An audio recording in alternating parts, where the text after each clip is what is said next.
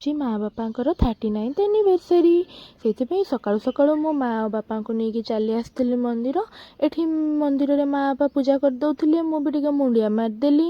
आ भगवान पाखरे मु एतिकी ही प्रार्थना करे जे सबुदिन एमती माने खुशी रे थांतु आ देह भल रहू। किछि दिन तले बापांको देह टिके बहुत खराब हो जाइतला, सेति बहुत कष्ट लागुतला। एबे टिके तांको आगो अपेक्षा टिके कंडीशन तांको ठीक अछि। तबे घर को चली आसतिलु। घर को आसला पर मोर गोटे पार्सल आसी जाइतला। से पार्सलटा थिला मीशो रु मु ऑर्डर करथिले। एटा थिला गोटे मोर एसी कभरटा। सेटा देखिकी माँ आसले एसी कभर केमती देखिबा पई। तपर पुओ केमती लुटी नउछि माँ को हातरो। तपर मु मटन कषार बासना पाइकी चली गली मटन कषा आनबा पई। तो पुओ ई छुआ मांक सहित मु टिके मटन कषा खाइदेली। आ टिके सेठी मने मने टिके मु भाबुथिले आज रात्रि किछि गोटे छोट सेलिब्रेशन करले हेइतांता।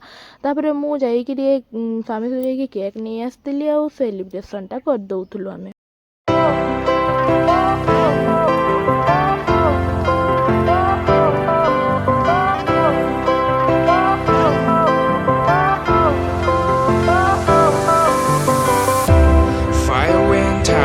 Lights went down when you feel lost in your shadow.